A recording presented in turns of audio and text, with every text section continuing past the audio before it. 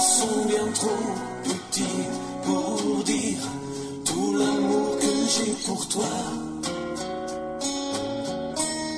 Alors entends mon cœur, mon esprit qui te loue, entends le chant d'amour, d'un enfant racheté. Je prendrai mes faibles mots pour te dire quelque merveilleux tu es. Et je ne pourrai pas te dire combien je t'aime. Alors entends mon cœur. C'est tout comme la pluie. Les mots pouvaient couler. Et si j'avais l'éternité, je ne pourrais pas l'exprimer. Mais dans les battements de mon cœur, tu entendras toujours. Merci pour la vie, pour la vérité et pour le chemin. Alors entends mon cœur, mon esprit qui te loue, entends le chant d'amour, d'un enfant racheté. Je prendrai mes faibles mots pour te dire quel Dieu merveilleux tu es. Je ne pourrai pas te dire combien je t'aime. Alors entends mon cœur.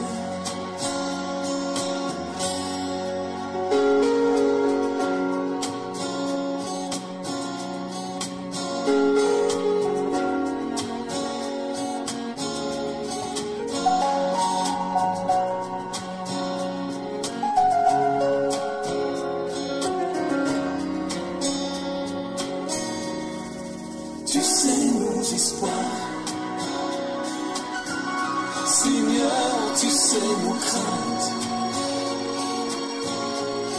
Et nos mots sont bien trop petits pour dire tout l'amour que nous avons. Alors entends mon cœur, nos esprits qui te louent. Entends le chant d'amour, tout est racheté. Nous prendrons nos faibles mots pour te dire quel Dieu merveilleux tu es. Mais nous ne pourrons pas te dire tout notre amour. Alors entends mon cœur. Nous ne pourrons pas te dire tout notre amour, alors entends nos cœurs.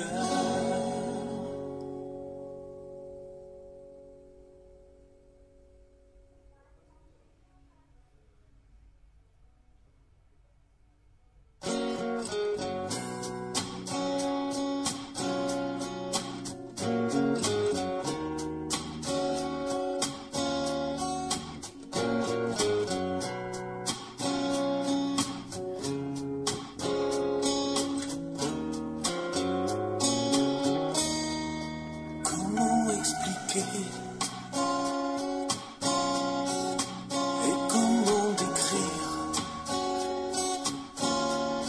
un amour si grand, si puissant que rien ne peut le contenir. Tu sais mes espoirs, Seigneur, tu sais mes craintes. Mes mots sont bien trop petits pour dire tout l'amour que j'ai pour toi. Alors entends mon cœur, mon esprit qui te loue,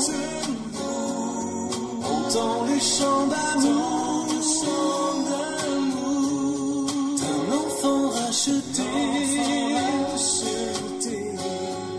Je prendrai mes faibles mots pour te dire quelque merveilleux tu es. Mais je ne pourrai pas te dire combien je t'aime. Alors entends mon cœur. C'est tout comme la pluie. Les mots pouvaient couler.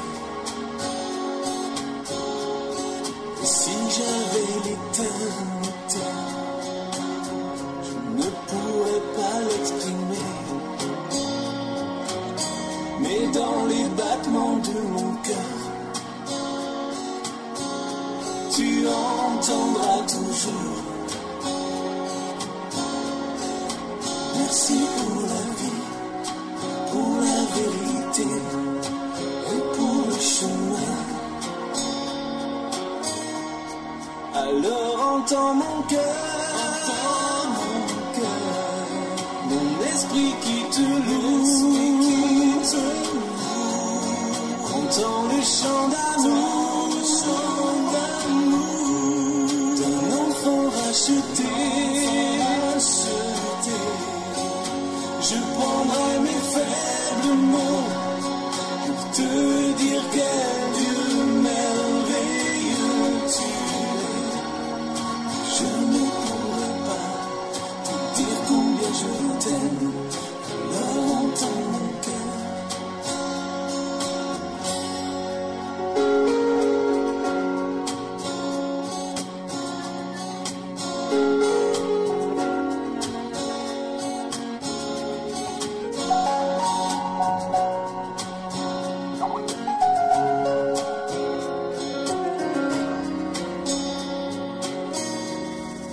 Tu sais nos espoirs, Seigneur, tu sais nos craintes. Et nous sommes bien trop petits pour dire tout l'amour que nous avons. Alors entends mon cœur, nos esprits qui te louent, entends le chant d'amour, tout est racheté. Nous prendrons nos faibles mots pour te dire quel Dieu merveilleux tu es. Nous ne pourrons pas te dire tout notre amour. Alors entends mon cœur. Nous ne pourrons pas te dire tout notre amour. Alors entends nos cœurs.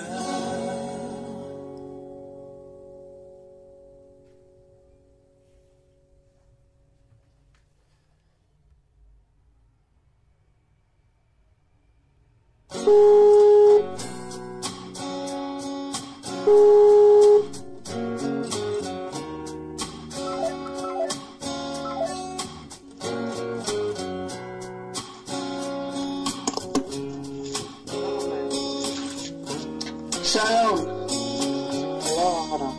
Comment expliquer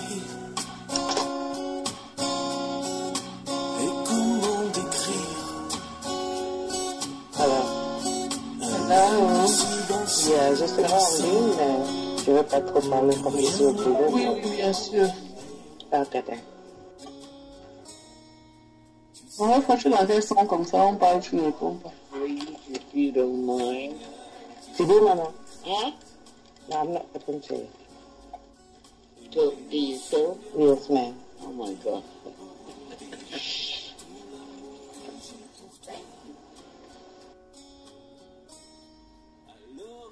La musique qu'on écoute tous, non, mon frère. Et il est dans la sainteté, bonjour. Bonjour, frère. Dans le Maryland, tous à l'ouest de Washington DC. Bonjour la sœur. La sœur Vanessa. Bonjour frère. Nous allons du côté du sud, dans le Texas. C'est dans le Texas, à Dallas exactement. Bonjour la sœur Béatrice. Bonjour. C'est comment? Ça va par la grâce de Dieu, tout va bien.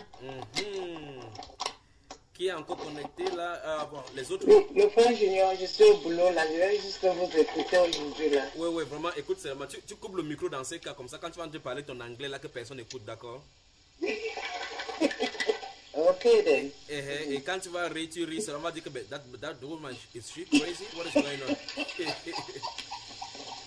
Voilà. Ok. Que le Seigneur te bénisse. Que le Seigneur te bénisse. Le temps que les autres se connectent. Donc, coupe ton micro. Coupe ton micro. La sœur Vanessa, comment tu vas ce matin? Ça va très bien par la grâce de Dieu. Ouais. Juste un peu fatigué. Au temps du travail. Ça va. Ça va. Bonsoir la sœur Elena, également de Maryland, à quelques kilomètres de Delaware et quelque part au sud du New Jersey. Comment tu vas? Ah, je la géographie de States.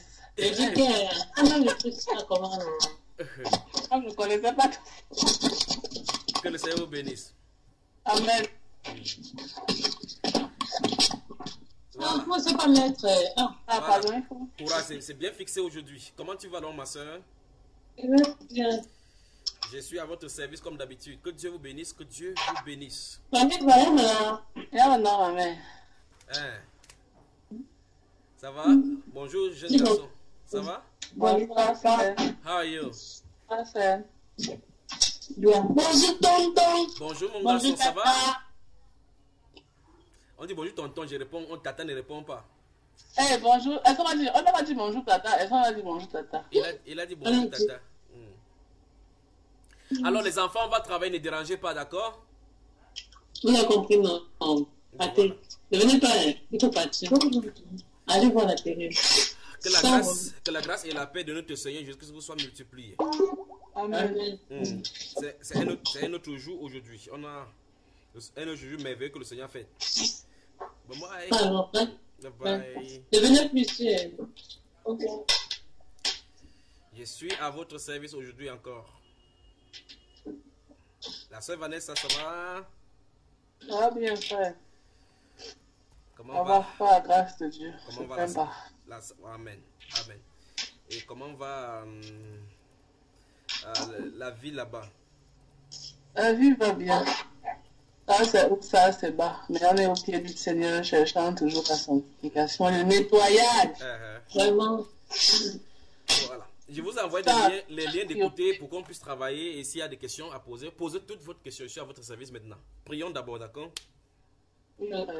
Tendre Père, nous te sommes reconnaissants pour ta grâce que tu nous accordes aujourd'hui. Merci pour nos soeurs et nos frères des États-Unis. Merci pour ce merveilleux pays, ô Dieu de gloire, où tu as foulé ton pied toi-même plusieurs fois sur cette terre. Et tu continues. Merci pour tes anges, ô Dieu de gloire, qui se tiennent dans ce pays, la Père de gloire, pour tenir ferme, alors que cet homme-là, loin de ton esprit, est là, parcourant la terre et tout le pays, Père de gloire, pour parler de l'autorité et de la restauration de toutes ces choses qui ont été brisées. Je prie, Dieu de gloire, que tu le bénisses durant son mandat et que tu parles, ô Dieu de gloire, au cœur de tout ce que tu as destiné. Je prie que tu accordes la sainteté et la repentance à tous ceux de ton peuple qui s'y trouvent. Que ton nom soit glorifié. Nous nous recommandons maintenant, Père, entre tes mains, afin que tu nous diriges comme tu le veux et comme tu l'entends, au nom du Seigneur Jésus-Christ. Amen. Amen. Yes. Des questions? Je n'ai pas tout écouté. Tu n'as pas tout écouté? Eh bien, dans ce cas, y a-t-il des questions d'ordre général? S'il y a des questions même d'ordre général, si vous avez des questions, posez-les. La sœur Vanessa, tu attendais ce moment, c'est l'heure-ci jusqu'à... Parce que j'aime les patates. Tu aimes les Toujours très patates? participant. Toujours très, très chaleureux d'être avec des frères. Alors, je suis à votre service parce que c'est à moins que vous voudrez qu'on prenne un thème là, on développe.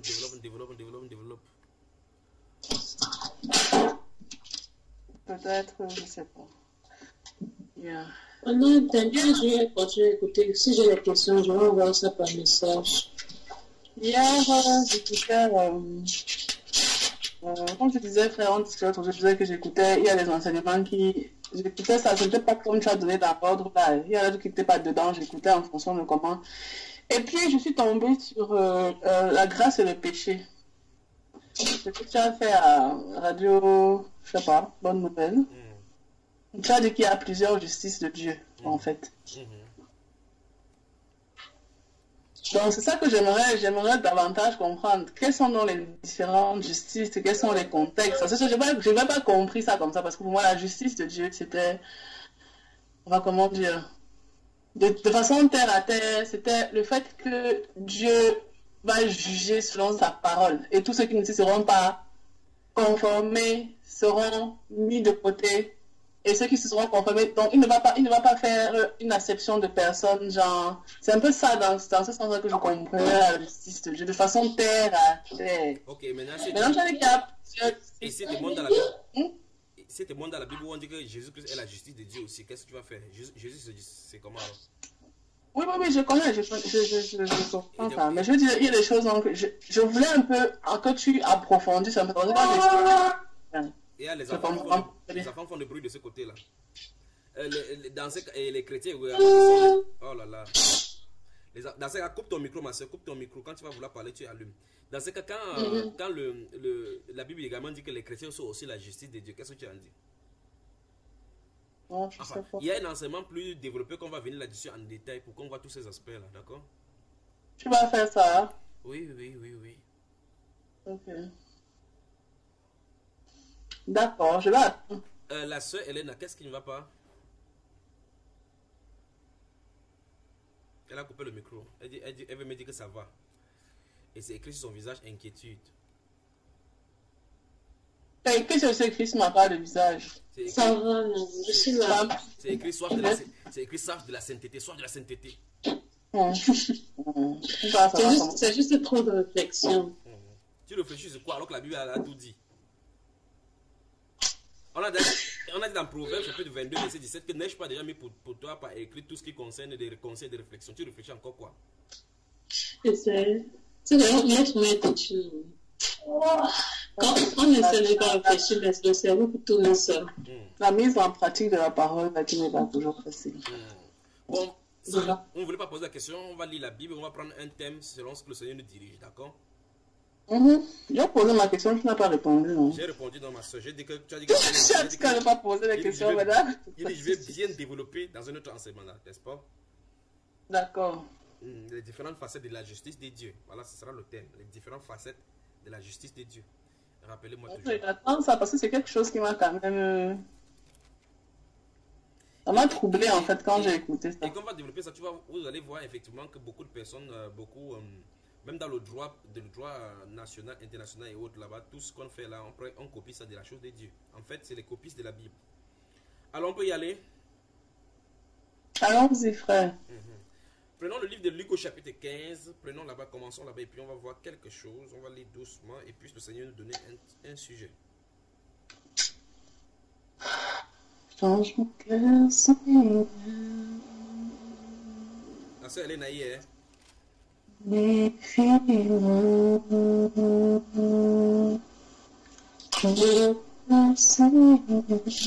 Bon, la soeur Vanessa, tu vas lire les versets 1 à 5 et elle prend les versets 6 à 10. Luc 15, verset 1 à 5. Non, toi tu lis les versets 1 à 5, elle lit les versets 5 à 10. Et puis comme la soeur Béatrice est au travail, elle nous écoute, elle ne lit rien, elle écoute seulement. Luc 15, non? Oui. Luc 15. Tous les républicains et les gens de mauvaise vie s'approchaient de Jésus pour l'entendre. Comme tu es aux États-Unis, on est républicain, tu vois républicain. Donc c'est comme ça que tu es. Tous les républicains et les gens de mauvaise vie s'approchaient de Jésus pour l'entendre. Et les pharisiens et les scribes murmuraient disant, cet homme accueille des gens de mauvaise vie et mange avec eux. Mais il leur dit cette parabole. Quel homme d'entre vous, s'il a 100 brebis et qu'il en perde une, ne laisse les 99 autres dans le désert pour aller après celle qui est perdue jusqu'à ce qu'il la retrouve? Lorsqu'il a retrouvé, il la met avec joie sur ses épaules. Il y a trop de bruit chez la sœur Hélène. Il y a trop de bruit venez chez toi. Nathan, pardon, c'est toi là-bas. Voilà. Alors, Et de retour à la maison, il appelle ses amis et ses voisins et il leur dit, réjouissez-vous avec moi car j'ai trouvé ma brebis qui était perdue. De même, je vous le dis, il y aura de joie dans le ciel pour un seul pécheur qui se répand que pour 99 justes qui n'ont pas besoin de repentance. Toute quelle femme, si elle a 10 brachs et qu'elle en perd une, n'allume une lampe, ne balaie la maison et ne cherche avec soin jusqu'à ce qu'elle la retrouve. Lorsqu'elle l'a retrouvée, elle appelle ses amis et ses voisins et dit, réjouissez-vous avec moi, car j'ai trouvé la drachme que j'avais perdue. De même, je vous le dis. Il y a de la joie devant les anges de Dieu pour un seul pécheur qui se repent. Voilà. On va continuer la lecture. La sœur Vanessa prend encore le verset 11 jusqu'au verset... C'est Hélène, coupe ton... Il dit encore. Attends d'abord, ma sœur. C'est Hélène, coupe ton micro. Coupe carrément ton micro. C'est désagréable, c'est le son qui sort là-bas, ça interrompt. Voilà.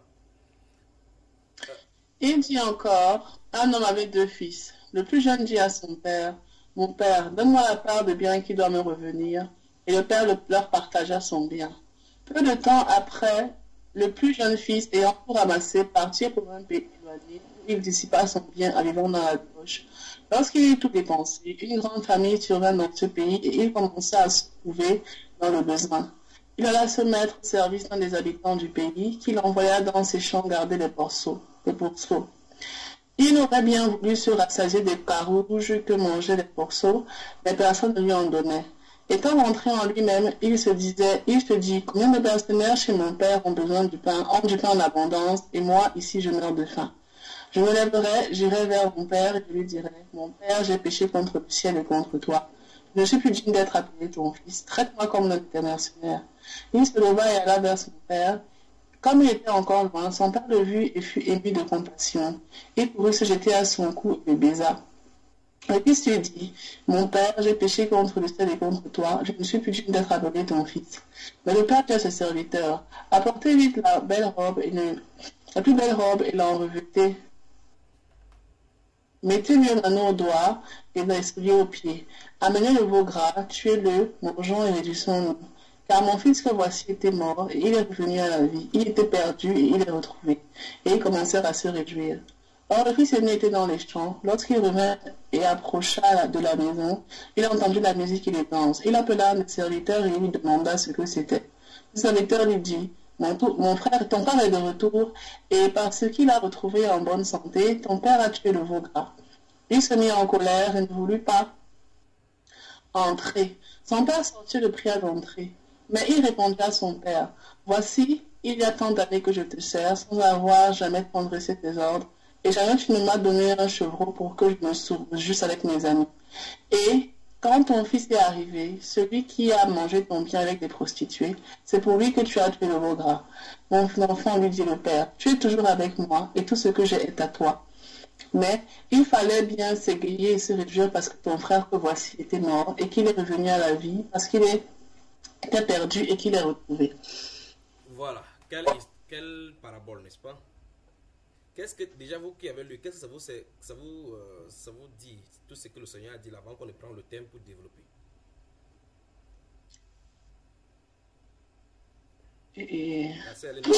Oui.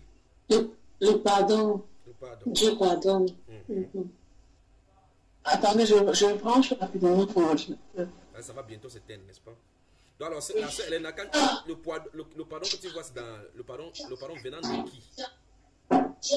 De la part de Dieu, il est ouvert au pardon. Il a pardonné tout ce qui vient vers lui. Quoi d'autre? Voilà, oui. Oui. vous avez les stylos et les feuilles, n'est-ce pas? Et peut-être un carnet. Je crois que quand on va commencer à développer, on va prendre certaines versions, on va commencer à lire. Qu'est-ce qui a pris ces jeunes garçons-ci pour qu'ils commencent à se séparer de son papa? La convoitise, le désir d'aller découvrir le monde. Prenons le livre des Proverbes au chapitre 22. Proverbes chapitre 22. Gardez le doigt dans ce livre de Luc. On va y revenir tout au long. Vous y êtes? Je cherche un peu. Proverbes chapitre 22. Vous allez noter. Ok, notez aussi, comme vous notez, notez le chapitre 15 de Job, verset 14.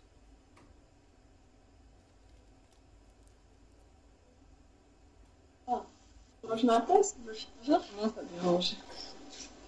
Vous y êtes? Job chapitre 15, le verset 14 et suivant. On va lire tout à l'heure. Donc je sens de vous noter comme ça vous notiez tout cela. Et Proverbe, c'était quel truc? Je suis allé chercher. Oui, chapitre 15. Chapitre 22 également. On va faire. Tout à l'heure, je vais vous en donner tel qu'on va lire. Allons dans le chapitre 22 de Proverbe.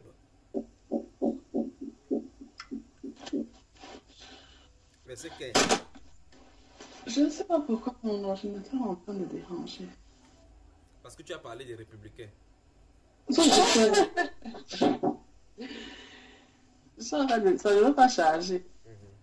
On va déporter ton ordinateur.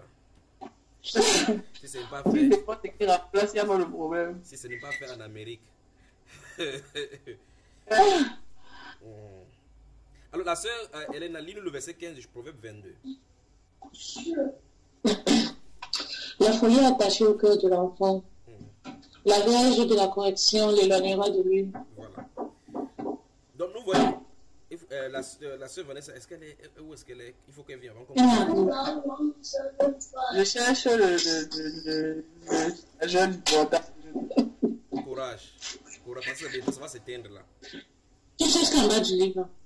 Je sais que quoi. Je suis en train de... Mais ça ne prend pas. Donc je suis en train d'essayer de... Voilà.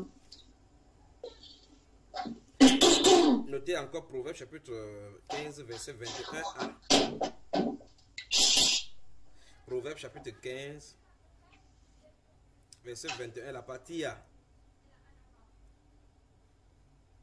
Je crois qu'après ça, tu vas écrire sur le forum comme ça, elle a le temps de copier cela. Chapitre 27 également, verset 22. Proverbe chapitre 27, verset 22. Tu as trouvé, ma soeur? J'ai trouvé, c'est bon. Courage. Tu n'es pas allé loin comme ces fils prodigues là, non? Non, pas trop loin quand même. Voilà. Pas à côté. Ah, d'accord. Donc, vous y êtes? Yes. Proverbe 22. Verset 15. Yes. Proverbe 15, verset 21. Proverbe 27, verset 22. On continue. Mm-hmm. Proverbe 5, verset 20 à 23. Comme nous sommes dans Proverbe, on va lire tout cela, puis on va revenir rapidement dans le développement. Proverbe 5, Proverbe 20, Proverbe 23. Voilà. Proverbe chapitre 5, verset 20 à 23. Oh, okay. Proverbe chapitre 5, verset 20 à 23.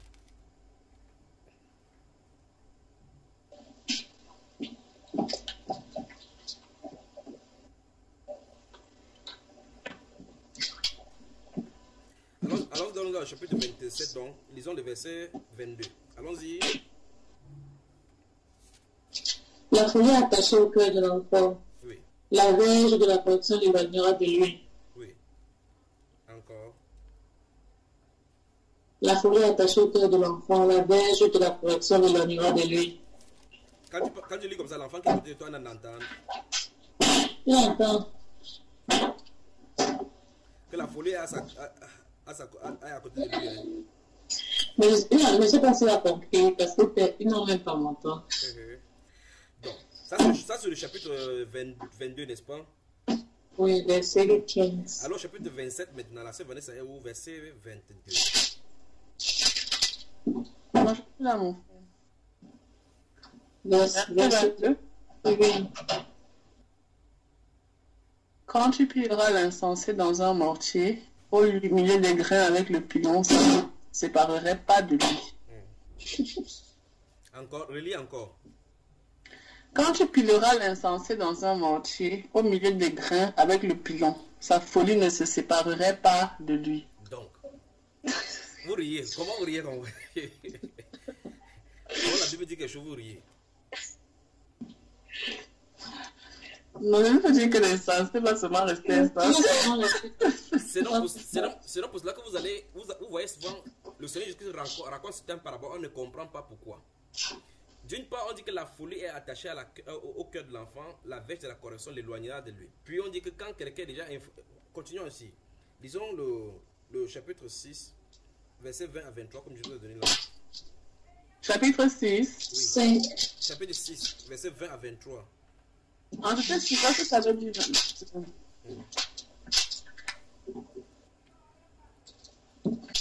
Allons-y. Mon fils, garde les préceptes de ton père. Ne rejette pas l'enseignement de ta mère.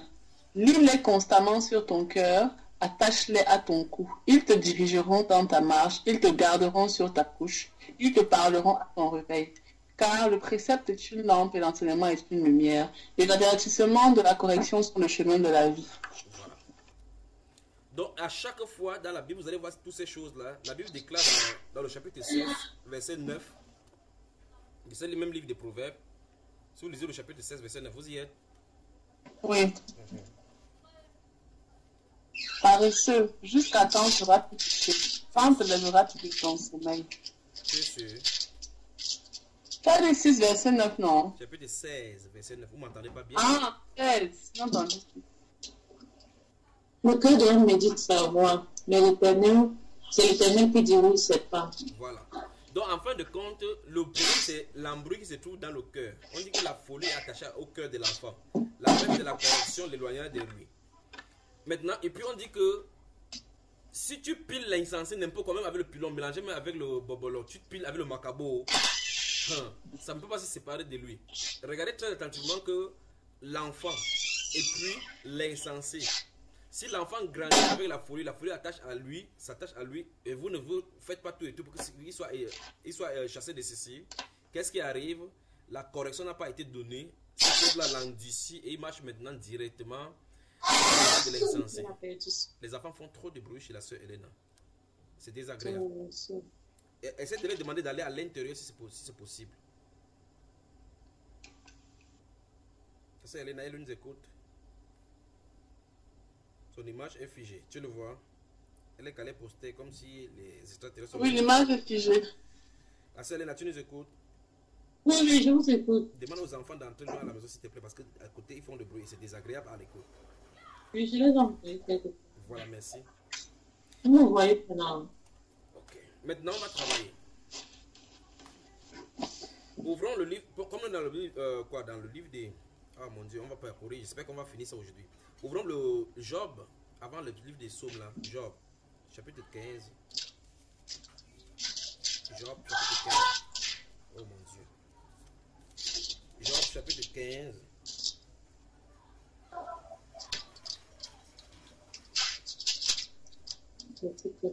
À partir du verset 14, allons-y. Qu'est-ce que l'homme pour qu'il soit pur? Celui qui est né de la femme peut-il être juste? Si Dieu n'a pas confiance en ses saints, si les cieux ne sont pas purs devant lui, combien moins l'être abominable et pervers, l'homme qui voit l'iniquité comme l'homme. Je vais te parler, écoute-moi. Je raconterai ce que j'ai vu, ce que les anges ont fait connaître, ce qu'ils ont révélé, l'ayant appris de leur père. À eux seuls appartenait le pays, et parmi eux et parmi eux, nul étranger était encore venu. Le méchant passe dans l'angoisse de tous les jours de sa vie. Toutes les années qui sont le partage de l'impie.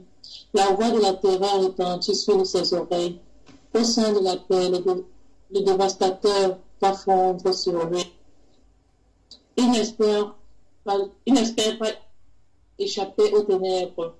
Il voit l'épée qui le menace. Là, il court ça et là pour chercher du pain. Il sait que le jour des ténèbres l'attend. La détresse et l'angoisse l'épouvant. Elle s'assaille comme un roi prêt à combattre, car il a levé la main contre Dieu. Il a bravé le Tout-Puissant. Il a eu l'audace de courir à lui. Sous le dos épais de ses boucliers, il avait le visage couvert de graisse, le flanc chargé d'un bon point. Et il habite les villes détruites, des maisons abandonnées, sur le point de tomber en ruine. Il ne s'enrichissait pas. Il ne s'enrichira pas, sa fortune ne se lèvera pas, la postérité ne s'étendra plus sur la terre, il ne pourra pas dérober aux ténèbres. La femme consumera ses rejetons, et Dieu le fera périr par le souffle de sa bouche. S'il a confiance dans le mal, il se trompe, car le mot sera sa récompense. Elle arrivera avant le terme de ses jours, et son rameau ne vergera plus. Il sera comme une vigne dépouillée de ses fruits encore verts, comme un olivier dont on fait tomber les fleurs. La maison de l'impie deviendra stérile et le feu dévorera la tombe de l'homme corrompu. Il contient le mal et il enfante le mal. Il mûrit dans son sein des fruits qui le font. Amen. Amen. Je ne sais pas pourquoi le son est un peu flou chez la sœur. Il s'appelle. Alors, c'est où encore ce bruit-là? C'est le tremblement de terre aux États-Unis déjà? Je pense pas. Mais la sœur Vanessa. C'est Nathan qui coupe à tout. C'est l'année prochaine. Ok. Bon.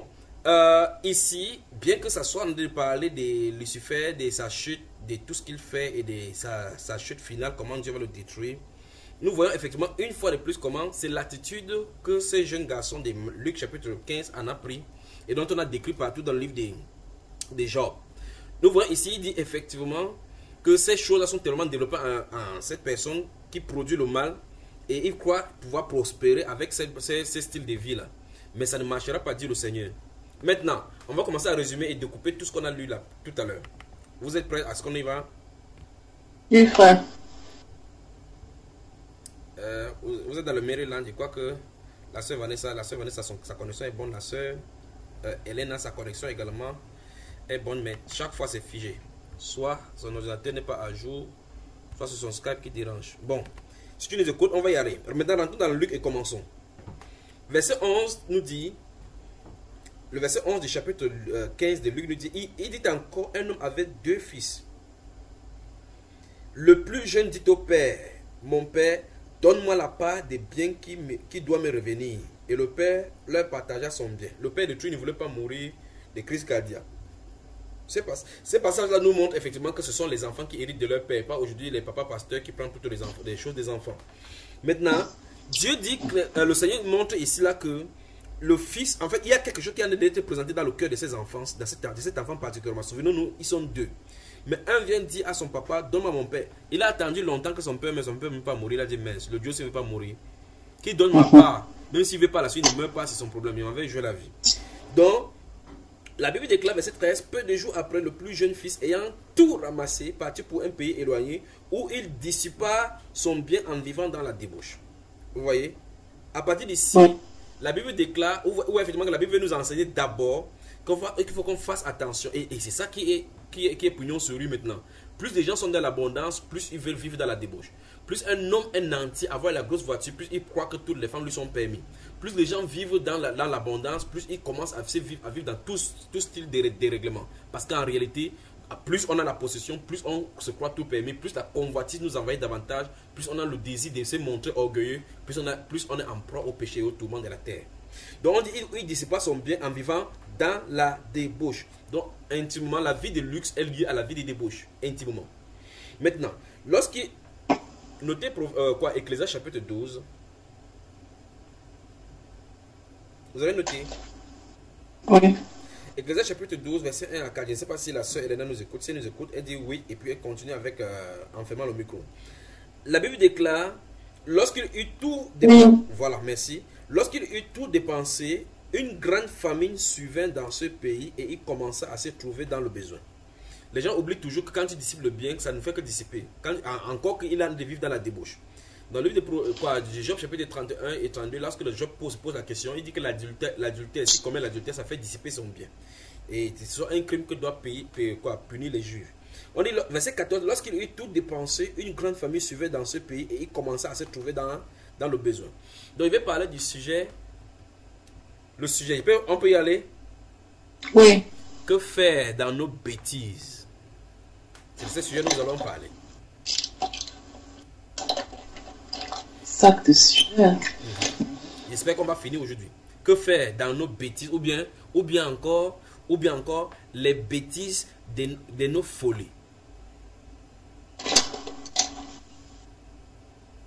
Nous voyons que la première bêtise que ces garçons commettent, c'est d'aller demander l'héritage à son père alors que son père n'est pas mort.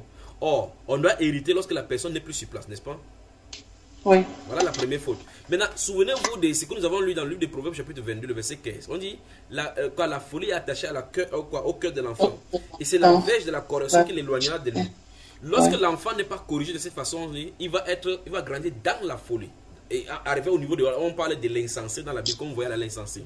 À cet endroit-là, nous nous trouvons dans le livre des chapitres 23, dans le livre des Proverbes chapitre 27, verset 22, nous avons lu. Vous avez lu là-bas tout à l'heure, on dit que même si tu piles n'importe comment, ça ne peut plus se détacher. C'est comme le goyavier. Le goyavier, lorsqu'il est jeune, vous voyez, vous pouvez encore redresser. On peut mettre un arbre, ou bien une planche, on attache pour pouvoir redresser le tronc. Mais lorsqu'il a déjà solidifié, lorsqu'il est vieilli, tu ne peux plus redresser le goyavier. Donc, la folie attachée au cœur de l'enfant, quand l'enfant est encore jeune, est comme le goyavier de jeune dont il faut redresser très tôt avant que ça ne prenne de l'essor. Lorsque c'est déjà dur, solide, même si tu piles n'importe comment, dit la Bible, avec les noix de palme, avec le pain, n'importe comment, ça ne peut plus se détacher. Et alors maintenant, il y a un autre processus de nettoyage. Et c'est ce processus de nettoyage dont la Bible fait mention ici. Lorsqu'on grandit dans la folie, on tombe au niveau de l'insensé, au niveau de la bêtise, on tombe cette folie-là, quand ça t'attache et s'endurcit, il y a une autre façon de résoudre. Vous voyez? Et c'est cette façon de résoudre que ce papa l'avait compris ici. Vous me suivez, n'est-ce pas? Alors, oui. L'enfant, si l'enfant avait été conduit dans la voie qu'il doit suivre, il ne devait pas s'en détourner. On voit effectivement que c'est un garçon qui a l'âge adulte de vivre dans la débauche avec les femmes. Ce n'est plus un enfant. Ce n'est plus parce qu'il est déjà mûr ou il peut se débarrasser. Il se croit tout permis. Quand un enfant arrive à la majorité, quand tu dis n'importe quoi, dit maman, je ne suis plus un enfant. Papa, je ne suis plus un enfant. Il peut faire de ma vie ce qu'il veut. J'ai le droit maintenant, papa. Il ne me fait plus ça. Je vais te porter plainte. J'ai tous les droits. Vous voyez ce qu'il en est avec les droits là, n'est-ce pas? Et donc là, qu'est-ce que le papa a fait? Le papa a dit, oh, peut-être il peut aller prendre les bandits pour m'assassiner ici avant le temps. J'ai encore de quelques jours à vivre. Il a départagé le bien, il lui a donné comme il a dit. Qu'est-ce que le papa a en train de faire? Le papa sait que l'acte que son enfant a en train de commettre n'est pas bon. Le papa sait que l'acte que la position qu'il a en train de prendre n'est pas bon. Mais il n'y a qu'une seule possibilité pour laisser cet enfant, cette folie sortir de cet enfant. C'est le laisser aller jusqu'au bout. Voilà la seule possibilité. C'est pour ça qu'il parlait de nos bêtises, ou bien les bêtises de nos folies, ou bien que faire de nos bêtises. Lorsque l'enfant a déjà passé l'âge nubile, dépassé cet âge-là où il se livre à la volupté, à la folie, il n'y a qu'une seule façon de le faire. Vous ne pouvez plus, le bâton ne peut plus rien. C'est pour ça que quand les enfants ont atteint l'âge de la majorité, plus tu tapes, plus ils s'endurcissent. Dieu a dit que c'est lorsqu'il est enfant qu'il faut le corriger. Donc lorsque l'enfant grandit, on ne peut plus le corriger avec les bâtons. Ce n'est plus possible. Ici se trouve une façon biblique de résoudre les folies qui sont attachées et qui ont grandi et attachées au cœur. C'est de les laisser. Donc le papa a laissé cet enfant-là aller dans la volupté. Laisser aller vivre dans... Parce qu'en réalité, la folie qui est attachée à son cœur depuis l'enfance a grandi et a pris de l'essor, a pris de l'ampleur avec d'autres paramètres de la vie. Maintenant, il faut qu'il expérimente la folie. La folie veut se manifester. Amen. Amen. La folie veut se manifester. Ouvrons le livre de Jérémie chapitre 10, voir le verset 23 avant de revenir encore. Jérémie chapitre 10, le verset 23.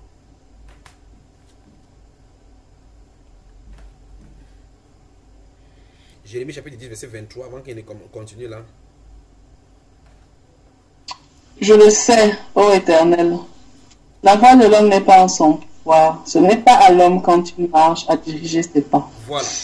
Donc le prophète savait effectivement que, en fait, c'est pour ça que dans le chapitre 17, il dit que le cœur de l'homme est méchant et tortueux, qui peut le connaître. Mais ici, celui-ci, écoutez très attentivement ce que la Bible est en train de dire. Il dit, il le sait, ô Éternel, que la voix de l'homme n'est pas en son pouvoir. Ce n'est pas à l'homme lorsqu'il marche à diriger ses pas. Mais celui-ci, et ce n'est pas le cas de ces jeunes garçons, c'est parce que ça met en exergue effectivement le courant de la jeunesse que nous avons aujourd'hui. La soif de la liberté, le libertinage. Quand un enfant fréquente, quand il est à l'école primaire, on lui dit, entre ici, va lire. Il dit qu'attends seulement que mes 17 ans arrivent. Quand les 17 ans arrivent, il dit, ok, maintenant j'ai mon bar, maintenant j'ai fait tout et tout pour aller chercher ma liberté. Il faut qu'il parte louer. Il veut aller goûter à la vie. Il croit effectivement que les interdits que les parents lui donnent, c'est pour son mal. Alors qu'il ne comprend pas que les parents ont l'expérience de l'extérieur, l'expérience du dehors.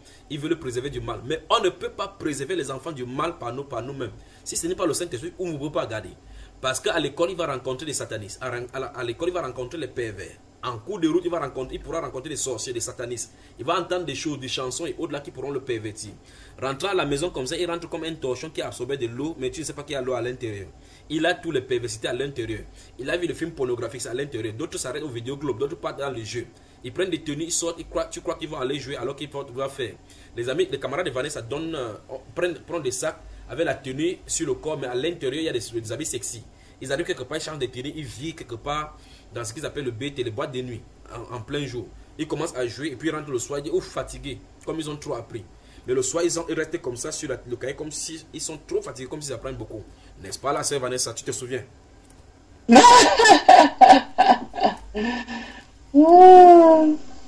C'est ça, n'est-ce pas?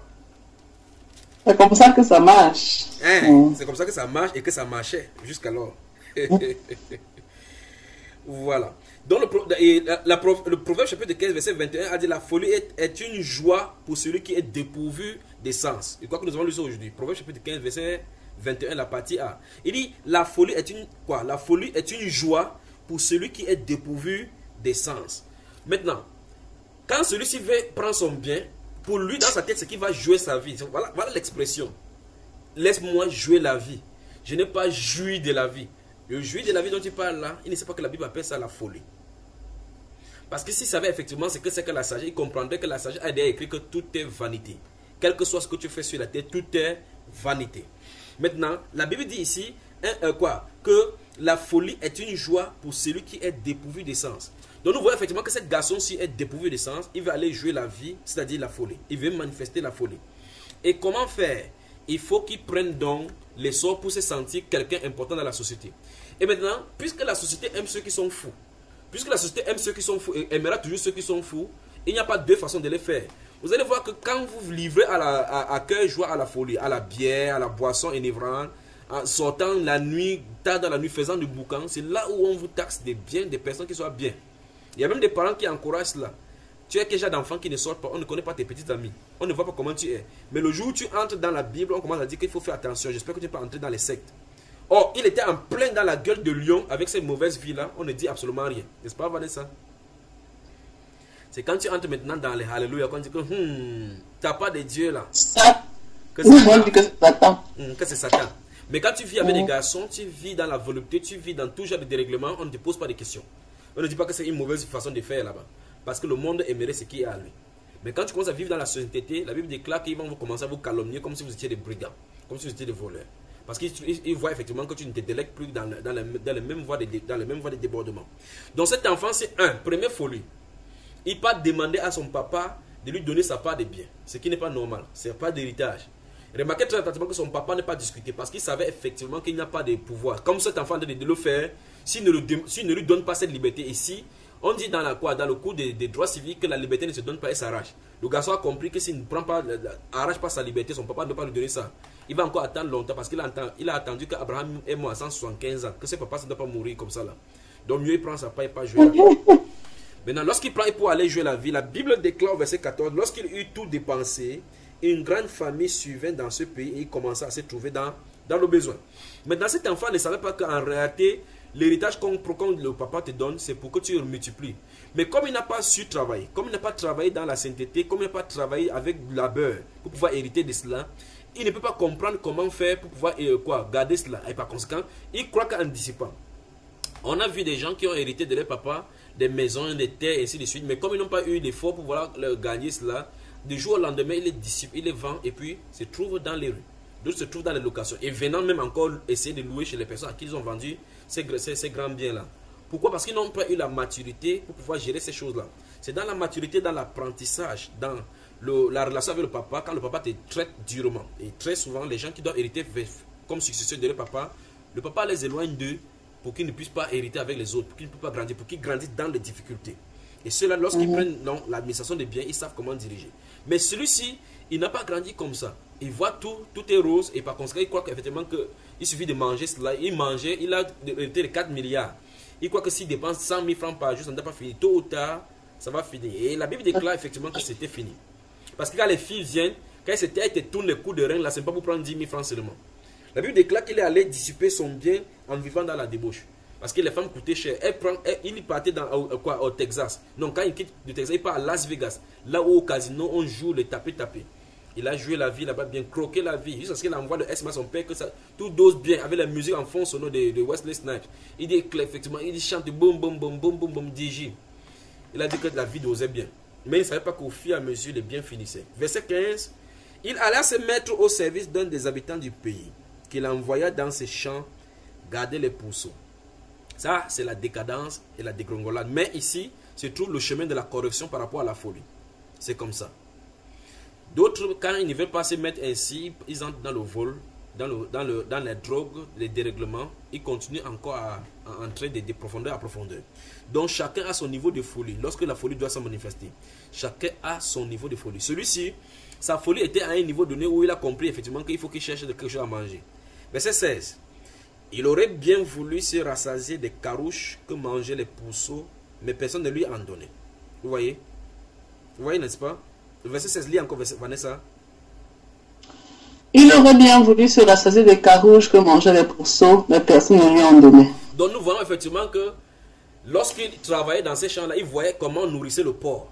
Personne ne savait ce qu'il vivait dans son cœur. Personne ne savait ce qu'il avait été avant. Mais lui seul vivait son chagrin dans son cœur. La folie de sa bêtise commençait à prendre essor dans son cœur. Il savait qu'il avait fait fausse route. Et il observait comment le porc mangeait. Il observait les gardes, il observait les gens dans le champ. Lui seul vivait. Donc ils étaient tous là en train de travailler avec les autres gens de cette récolte-là. Mais lui seul savait ce qu'il vivait. Verset 17. Étant rentré en lui-même. Soulignez cela. Voilà donc la chose. Étant rentré en lui-même. Vous voyez? Qu'est-ce que c'est la prise de conscience? Les gens qui ont la folie attachée sur le cœur, ils ne prendront jamais conscience de la gravité de leurs actions tant que leurs actions n'ont pas été manifestées. Vous voyez? Oui. C'est donc pour cela que vous allez voir dans Actes des Apôtres chapitre 17, l'apôtre Paul va expliquer que Dieu a laissé que les nations, que les gens cherchent Dieu à tâtons. Et la suite a donné de raison à Dieu parce que chacun s'est construit sa part de Dieu. Bien que Dieu soit à côté de nous, il nous a laissé qu'on le cherche à tâtons, mais chacun commence à suivre son propre cours. Quelqu'un pas construit le veau d'or, il prend l'or, il enlève l'or de ses oreilles, il fait fondre. La sueur avec de la chaleur sort, il donne la forme lui-même, après il dépose en face de lui, après il ouvre la soupape d'admission, il dit que Israël, voici ton Dieu. Vous voyez ce qu'il en est?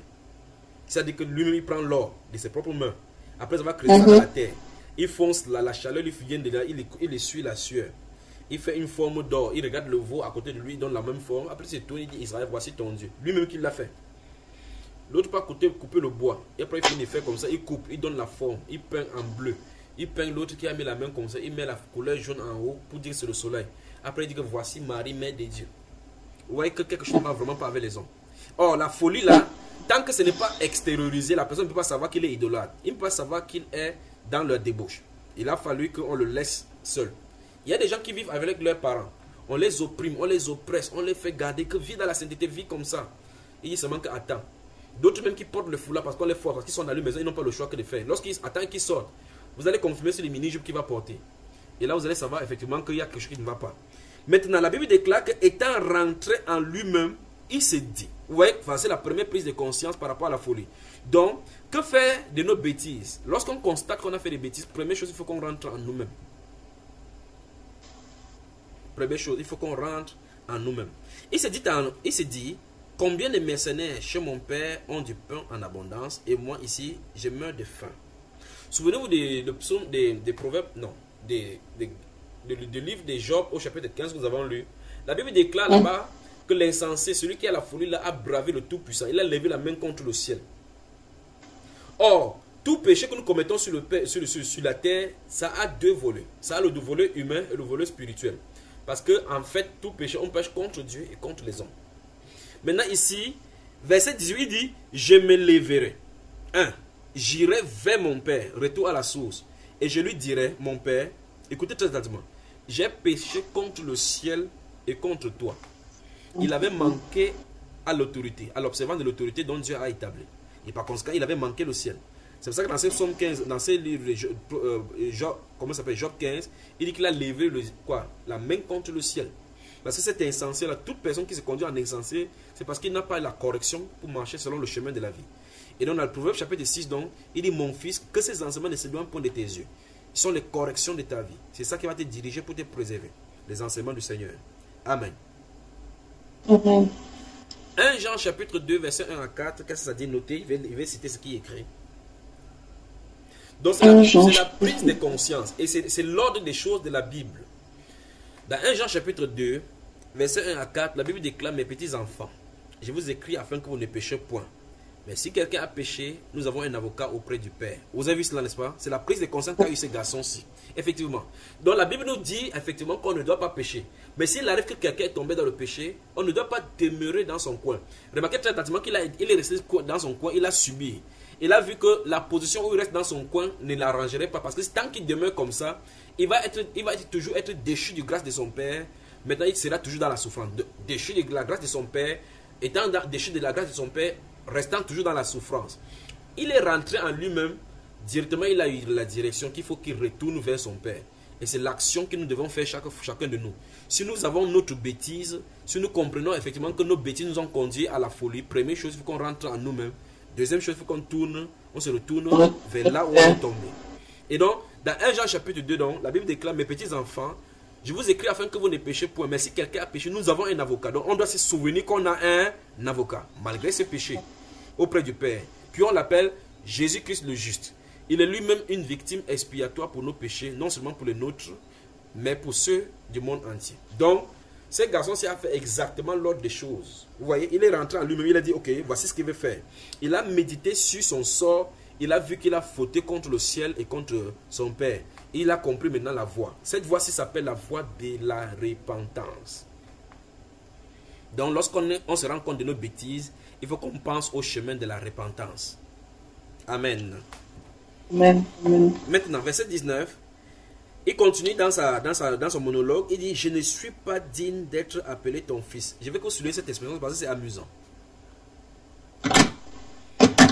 Je ne suis pas digne d'être appelé ton fils. Puis il dit, traite-moi comme l'un de tes mercenaires.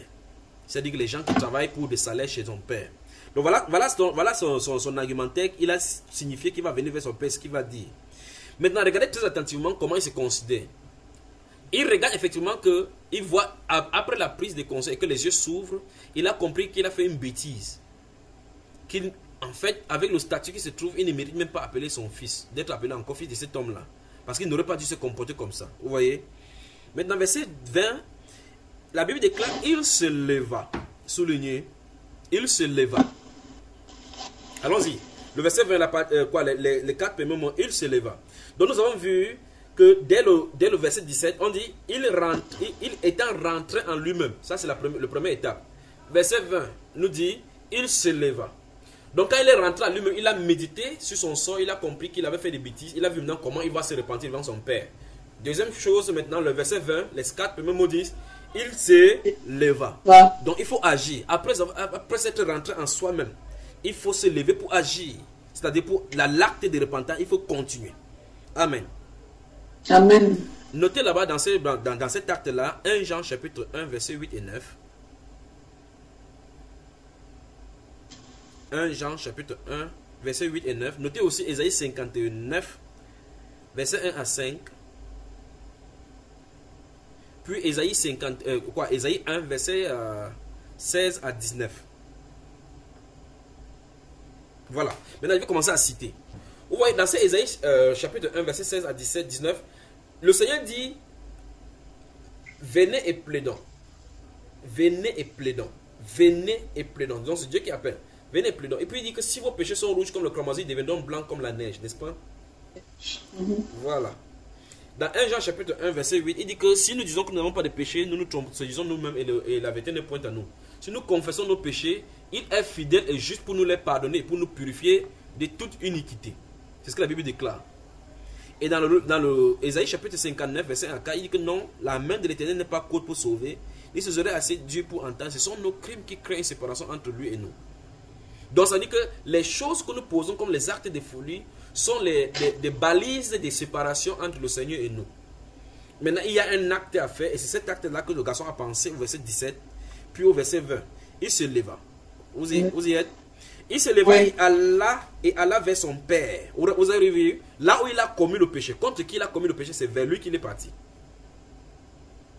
Parce que tant qu'il continuait à suivre sa propre voie, ça ne lui amena que des contusions, des plaies, de l'ignominie, des mauvaises consciences, des cauchemars, des descentes dans aux enfers en quelque sorte. Donc qu'est-ce qu'il a fait? Il est retourné vers la personne contre qui il a péché, il pense pécher. Et donc le Seigneur dit, venez et plaidons. Si vos péchés sont rouges comme le cramoisi, devenons blancs comme la neige. Donc Dieu a en train d'appeler les gens, ses fils qui par folie sont retournés contre lui. Il a dit, venez, venez. Donc quand nous commettons les bêtises contre notre Père, il ne faut pas le fuir, il faut revenir vers lui avec des actes de repentance. Il faut revenir vers lui. Il faut revenir vers Dieu. Lorsque nos folies se manifestent par notre style de vie insensé, à cause de notre position que nous avons prise devant le Seigneur, au détriment de la parole, au détriment de l'écriture, la Bible nous enseigne qu'il faut y revenir. C'est vers lui qu'il faut revenir. Souvenez-vous de cette parole. Mes petits enfants, je vous écris ces choses afin que vous ne péchez point. Mais si quelqu'un a péché, on ne dit pas fuyez Jésus. Parce qu'il y a des gens qui, quand ils commettent des péchés, ils fuient. Ils ne veulent plus lire la Bible, ils partent se cacher, ils cachent la Bible loin, loin, loin, loin. En fait, ils se cachent eux-mêmes, croyant qu'ils se cachent des dieux. Ils font ce qu'on appelle la politique de l'autruche. Ils cachent la tête dans les herbes, croyant que comme ils se cachent la tête dans l'herbe, le problème n'est plus là. Quand plusieurs jours ou plusieurs mois se passent maintenant, ils commencent à dire « J'ai la joie dans mon cœur. Jésus est la source de joie. » Souvenez-vous de ceci. Quel qu'en soit le chant que vous allez chanter, après s'être écarté de Dieu, il ne faut jamais venir passer au-dessus de ces péchés-là, de cet acte-là, continuer ta vie spirituelle sans d'abord régler ces problèmes-là. Parce qu'il faut que ces problèmes soient réglés dès le départ. Si ce problème est réglé dès le départ, vous allez continuer. Même si tu continues ta vie spirituelle n'importe comment, tant qu'il n'y a pas eu d'acte de repentance et de confession, avec le premier acte que tu as fait, qui t'a fait quitter la voie, tôt ou tard, Dieu va te répéter ça au-devant de toi. Et tôt ou tard, l'ennemi va utiliser ça pour ouvrir encore des boulevards dans ta vie. En fait, ta vie spirituelle ne sera plus même parce qu'il se sera handicapé, parce que toi-même tu auras ouvert des portes entre l'ennemi. Amen. Je recommence ce point très important. Lorsque la folie a été manifestée par notre vie insensée et que nous nous rendons compte par la prise de conscience que nous avons été coupables devant le Seigneur, il n'y a qu'une seule chose à faire. Il faut revenir vers le Père contre qui nous avons péché. D'abord, ne dormez jamais ayant péché contre Dieu, croyant que Dieu ne va pas vous pardonner. Non. C'est l'ennemi qui met ces choses-là au-devant de nous pour nous pousser à être ennemis avec le Seigneur davantage pour qu'il nous crie. C'est pour ça que vous entendez les gens, quand ils quittent cette voie-là, ils entrent de dépression en dépression. Parce que avec la dépression, Satan te livre. Un temps, vous voyez quelqu'un quitte de la fornication, après il part avorter. Quitte de l'avortement, il entre dans la drogue. Puis il entre dans la dépression, commence à fuir les frères, commence à fuir la lecture de la Bible. Ne faites pas cela. Lorsque le premier acte est fait, quand vous prenez conscience, demandez pardon rapidement et continuez avec le Seigneur. Il ne faut jamais abandonner. Il ne faut jamais abandonner. N'écoutez jamais l'ennemi. N'écoutez jamais l'ennemi qui te dira que ne pense pas que Dieu va te pardonner. Tu as commis le péché grave, c'est fini avec toi. Tu connais les 7 péchés capitaux, mon frère. Tu es fini, tu as fini. Non, non, non, n'entendez jamais le diable cela. Vous comprenez, n'est-ce pas? N'acceptez jamais cela. Dès que vous avez commis un péché, vous vous rendez compte que vous avez commis un péché. À cet instant, mettez-vous à genoux, demandez pardon à votre Père Céleste. La Bible déclare qu'il ne se lasse jamais de pardonner. Amen. Amen. Verset 20 encore, il se leva et alla vers son père. Comme il était encore loin, souvenez-vous de verset 18 là. Comme il était encore vers son père, encore loin, son père le vit et fut ému de compassion. Soulignez, fut ému de compassion. Vous avez vu, n'est-ce pas? La Bible déclare, son père le vit et fut ému de compassion. Il courut se jeter à son cou et le baisa. Vous remarquez très gentiment que, regardez, le fils est en train de venir. Le père le voit de loin. L'attitude du père n'est pas l'attitude de celui qui culpabilise. Ou bien qui est prêt comme un bourreau. Donc là, on peut voir effectivement ici la pensée de Dieu quand nous commettons les fautes. Quand nous commettons les fautes, nous savons que, oh, Dieu va nous tuer. Oh, je suis moins mort. Non, non, non, non, non. Mais il a compassion. Il a compassion. Vous voyez? Oh, c'est nous, avec nos caractères humains, qui disons que, oh, Dieu va nous tuer maintenant. Non. La Bible déclare qu'il sait de quoi nous sommes faits. Il connaît que nous sommes faibles. Il connaît cela. Maintenant, le papa, de son côté, qu'est-ce qu'il a fait? La Bible déclare qu'il a vu, il fut ému de compassion. Il courra vers lui. Il courra vers lui. Donc, le garçon venait vers le papa a couru vers le garçon. Pourquoi? Ceci montre que depuis que le garçon a quitté la présence de son papa n'était pas en paix avec lui. Il n'était pas en paix parce qu'il savait effectivement que son garçon était dans les sales draps. Mais il était nécessaire que ce garçon se parte apprendre à se dépendre la puissance de sa folie et le style de vie des insensés. Avec cela, le garçon ne peut plus tomber dans ce même coup-là 2 fois. Il a compris la leçon, il a appris la leçon, la correction maintenant lui a été donnée par le style de vie qui est dehors. Alors c'est celui-là qui peut rentrer plus tard et dire, mon ami, j'ai mangé la vie ici dehors. J'ai croqué la vie ici dehors. J'ai vu qu'il ici dehors, il n'y a rien. N'est-ce pas, ma chère? Voilà. Ma sœur Vanessa, pendant qu'on est ici, on fait une apostrophe sur toi. Qu'est-ce que tu peux dire aux jeunes filles par rapport au style de vie qu'il y a dehors? Il n'y a rien dehors. Il n'y a absolument rien dehors. Toi, mais tu cherchais quoi d'abord? Ah, mon frère. La vie, non. Comment on dit? On va croquer la vie. Tu as croqué là-bas, tu es sorti avec des contusions, avec des bourses, n'est-ce pas? Donc, souvenez-vous d'une chose. Chacun sort avec son énergie. Va au miroir, regarde qu'il est le plus beau des garçons, la plus belle des filles, ayant la plus grosse forme. Souvenez-vous que cette forme-là, ce sont les asticots qui attendent pour manger cela dans les ténèbres. Ça, c'est simple.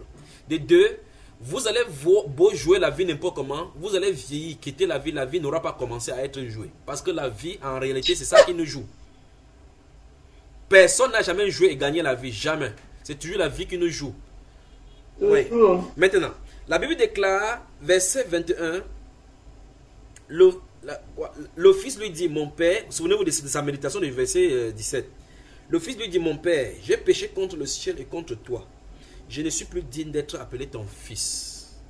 Souvenez-vous du livre des Sophonie. Souvenez-vous comment la Bible déclare que apportez avec vous la parole. Revenez à l'Éternel, apportez-vous la parole. Dites, j'ai péché contre toi.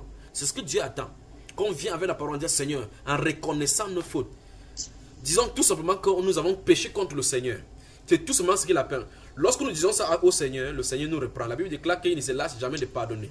C'est la miséricorde, Dieu a toujours. Disons David. David, lorsqu'il avait péché en faisant le dénombrement, quand le prophète Gad est venu lui proposer les fléaux, il a seulement dit qu'on tombe entre les mains de l'Éternel parce que sa miséricorde est tout puissante, est insondable. Mais qu'il ne tombe pas entre les mains d'un homme parce que la main des hommes, tu ne connais pas. Quand ça va les chicoter, il va confirmer. Amen. Amen. Prenons le temps de lire le livre de Sophonie.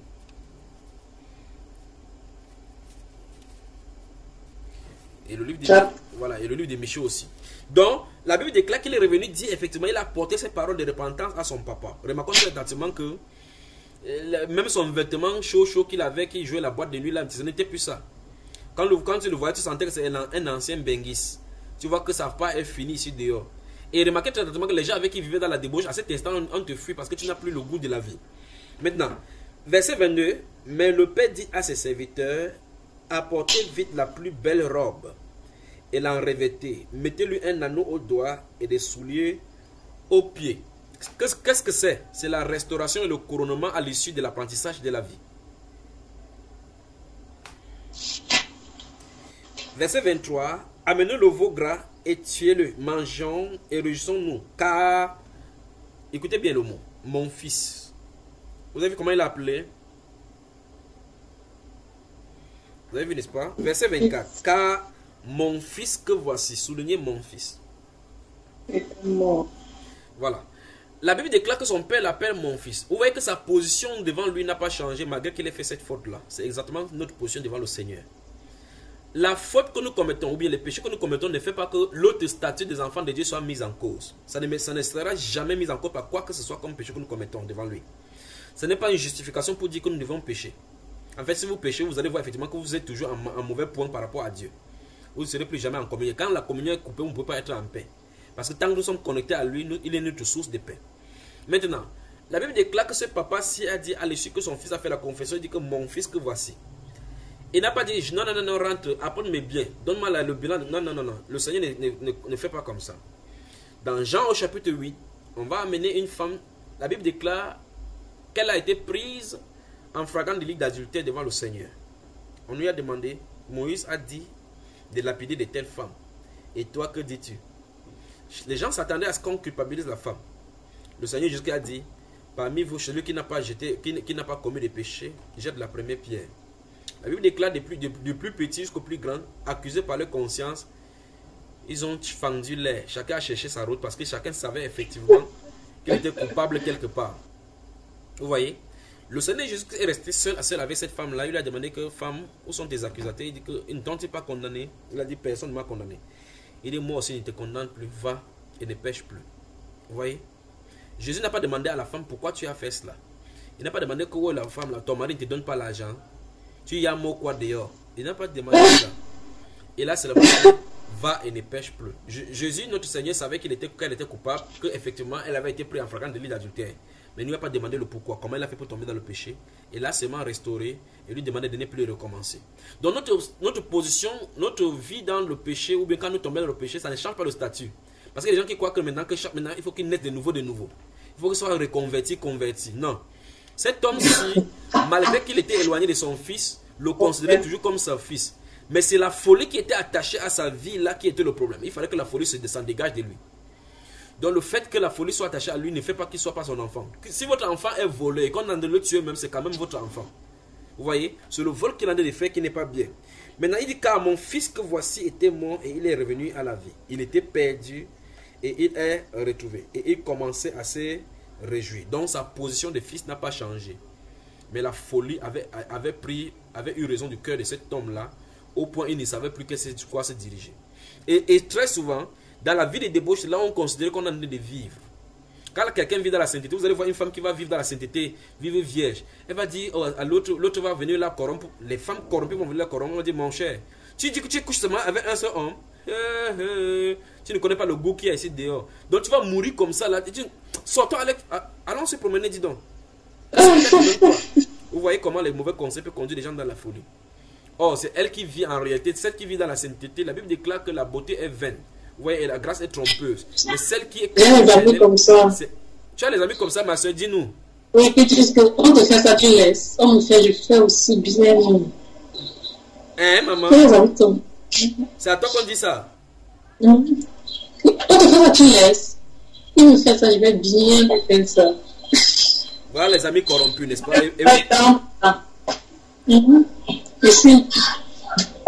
Je m'habille, je sors, je pars bien, on rentre à la maison, on doit à deux. On va voir qui fait à l'autre. C'est terrible, n'est-ce pas, ma soeur? C'est terrible. Pardon? Il dit c'est terrible comme conseil, n'est-ce pas? La sœur Béatrice est venue maintenant, non, c'est chaud. Rebonjour à Dallas.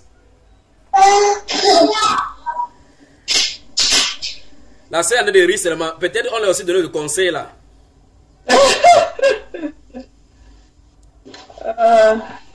La sœur qui est située à quelques kilomètres de chez ma porte. Ça va, ma sœur Béatrice? Elle rit seulement, vous voyez seulement, elle rit, elle bouge la tête. Tu as coupé ton micro. Remets ton micro, ma soeur, remets ton micro et déverse ton sang, vide ton sang. On ne sait pas ce que tu as sur le cœur. Ouvre ton micro. Vous voyez comment la mère là ne fait que rire, non?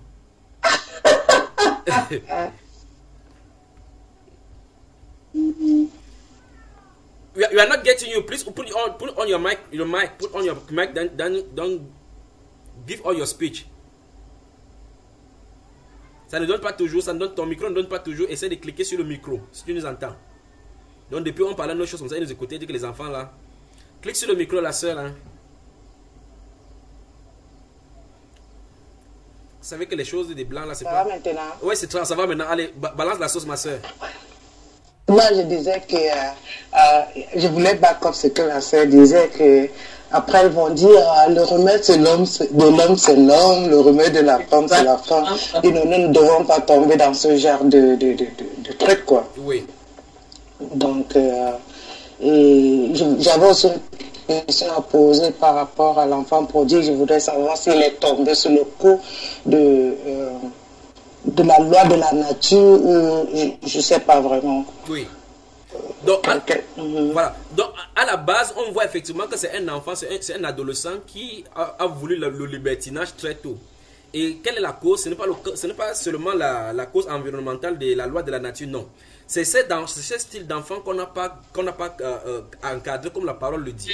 Parce que si un enfant grandit dans la crainte, il va connaître la crainte de Dieu et le respect des parents. Pour qu'un enfant vienne vers son papa pour lui demander sa part d'héritage à son âge, il faut comprendre que la folie lui est restée comme un goût. Donc c'est un enfant qu'on n'a pas corrigé de l'enfance. Et par conséquent, il est grandi avec cela. C'est insolent, quoi. Ouais, sinon, comme je ne notais pas les versets, j'aimerais que quelqu'un poste ça pour moi aussi, quoi. Ouais. Elles sont prêtes. Elles t'aiment beaucoup. Et on va balancer ça sur le net tout à l'heure. Et rendez-vous sur Bamba Ibis. Okay. On peut continuer maintenant? Continue. Yeah. Voilà. Yes, can you please just put all your phone, and if you want to speak again, you can just come back. Donc la Bible déclare au verset 24, car mon fils que voici était mort et il est revenu à la vie. Il était perdu et il est retrouvé. Et il commençait à se réjouir. Vous y êtes? Voilà. Voilà. La sœur Béatrice, put on your mic. Thank you. Put off your mic. La Bible déclare verset 25. Regardez très attentivement. Nous avons vu le comportement d'un fils. Nous allons voir le comportement de l'autre fils. Et puis nous allons voir à quoi ça se réfère ici. Or, le fils aîné était dans les champs lorsqu'il revint et approcha de la maison. Il entendit la musique et des danses. Il appela un des serviteurs et lui demanda ce que c'était. Ce serviteur lui dit, ton frère est de retour. Et parce qu'il l'a retrouvé en bonne santé, ton père a tué des veaux gras.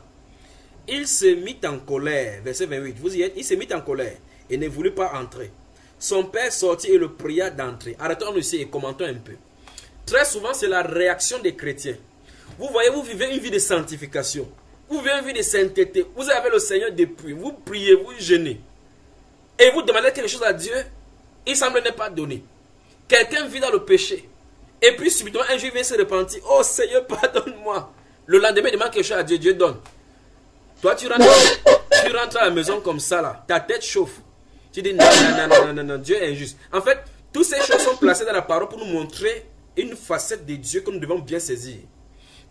Maintenant, ou bien, même en assemblée, je vois de toutes les couleurs avec ces choses-là. Vous voyez quelqu'un assis là depuis. Et puis, subitement, le Saint-Esprit vient vers cette personne qui est toujours à côté. La personne vient d'arriver. Vivant dans le péché, le Saint-Esprit vient dire, voici la direction pour ta vie au-delà. On prie pour cette personne, la personne reçoit sa chose. Ouais, à cet instant, vous voyez quelqu'un qui est assis à côté dit, Dieu fait la discrimination. Ça c'est dans le cœur. Je suis ici depuis. Je prie, on prie pour le Cameroun, on prie pour le monde, on prie pour le président de la République, on jeûne 40 jours, 50 jours, 3 jours à sec. Dieu ne me donne pas. Non. Lui-même là, il faut que je règle mon corps avec Dieu. Vous voyez, lorsqu'on n'a pas compris ce que le Seigneur va dire au travers de ces garçons, le fils aîné, quand le parent va lui parler, lorsqu'on n'a pas compris ces principes, on va toujours continuer à murmurer. Il s'est fâché et humainement par là, il avait droit de faire se fâcher. Parce qu'il ne comprend pas que le gars est là chaque jour, il travaille dans les pains. Et là, il rentre même du champ. L'autre gars rentre de jouer la vie, on le lave, on l'habille tranquillement, on commence à taper les musiques. Vous voyez, le gars ne comprend pas cette affaire-là. Amen. Amen. La Bible déclare qu'il ne voudra pas entrer. Non, la personne dit qu'il ne veut plus aller à l'église. Non, il ne prie plus. Non, Dieu m'a wanda aujourd'hui. Chaque jour, je prie. Quelqu'un vient un premier jour comme ça, après alors qu'il était d'abord dans le monde. Il vient comme ça, Dieu lui donne le... Non. Verset 29. Mais il répondit à son père. Vous y êtes? La Bible déclare son père sortit et le pria d'entrer. Mais il répondit à son père, voici, il y a tant d'années que je te sers. Vous avez vu, non? Sans avoir jamais transgressé tes ordres. Et jamais tu ne m'as donné un chevreau pour que je me réjouisse avec mes amis. Écoutez très attentivement. Si vous vivez dans la sainteté, vous vivez dans la crainte du Seigneur, vous devez comprendre ce principe de la Bible que tout est à vous. Il suffit de savoir prendre. C'est simple. Vous remplissez toutes les conditions. Vous remplissez toutes les conditions. Il suffit seulement de prendre. Lui, s'il rentrait un jour, il disait à un des serviteurs que tu m'as le veau là-bas. Son père devait dire que c'est quand même comme il dit que papa, j'ai décidé de manger telle ou telle chose. Toutes ces choses nous appartiennent. Je vais vous montrer un de ces jours le secret, comment prendre lorsqu'on est en règle avec le Seigneur, d'accord? D'accord, ouais. Vous êtes prêts? Je vous dis là maintenant. Dis. Non, nous sommes en train de voir plutôt comment corriger nos bêtises, d'accord? Un autre jour, on va voir cette là. Ça a été super. Tu étais sûr qu'il devait faire comme ça, n'est-ce pas? Oh, l'enfant dit ici, et jamais tu ne m'as donné un chevreau pour que je me réjouisse avec mes mains, avec mes amis. Regardez bien la réaction de son papa. La réaction de son papa est tellement drôle. Son papa était là, il observait le garçon qui travaillait chaque jour. Il observait vivre dans la sainteté, comment il traitait les choses en ordre. Mais pourtant, qu'est-ce qu'il va dire? Verset 30. Il dit, et quand ton fils est arrivé, celui qui a mangé ton bien, qui a vécu dans le péché, avec les prostituées, c'est pour lui que tu as tué tout le veau gras. Écoutez bien la réaction du papa. Mon enfant, lui dit le père, tu es toujours avec moi, et tout ce que j'ai est à toi. Donc si le garçon tuait le chevreau, il mangeait, il ne devait pas avoir de problème. Mais il fallait bien s'égayer et se réjouir parce que ton frère que voici était mort et qu'il est revenu à la vie, parce qu'il était perdu et qu'il est retrouvé. Selon ces deux principes que le Seigneur a voulu montrer là-bas par le drachme, par les brebis égarées sur la montagne, il dit effectivement que celui qui est égaré et qu'on le retrouve cause beaucoup plus de joie que les 99 qui n'ont pas été égarés. Ça ne veut pas dire que pour autant que vous allez courir, allez vous égarer pour que Dieu vous retrouve, pour qu'il ait la joie. Si vous allez de vous-même pour aller être égaré, il vous laissera à votre force. Mais si par les courants de cette vie, si vous tombez dans quelque force que ce soit, tournez-vous vers lui, il sera, le bras est ouvert. Il courra vers vous pour vous parer des diadèmes comme on a vu là-bas, comme il a fait avec ses garçons dans la restauration. Amen. En résumé, ma soeur Elena, lorsqu'on se rend compte de ces bêtises, qu'est-ce qu'il faut faire? Oui, Elena. Se repentir. Oui.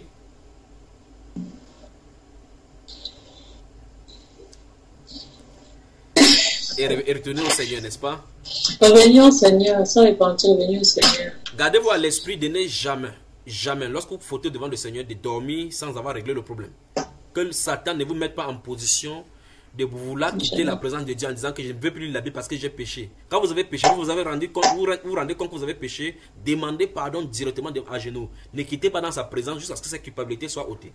Acceptez son pardon. Remarquez très attentivement que ce papa-ci avait les bras ouverts lorsqu'il a vu. Il n'a pas demandé de compte pourquoi tu as fait telle ou telle chose. Vous voyez? C'est pour ça que la Bible déclare qu'il faut qu'on reconnaisse tout simplement qu'on a péché, qu'on a transgressé sa loi, qu'on a incliné nos pieds, on a été ça et là. On s'est promené sur toute table verte. Vous voyez, dans l'idolâtrie. C'est tout simplement ce qu'il faut faire. Amen. Amen. Si nous confessons nos péchés, dit la Bible, il est fidèle et juste pour nous les pardonner et pour nous purifier. Donc les bêtises de nos folies doivent toujours nous conduire à la voie de la sainteté, à retourner à la maison. Amen. Amen. Nous allons lire quelques passages maintenant et puis on va entrer dans la prière. Prenons le psaume 85, verset 9. Psaume 85, verset 9.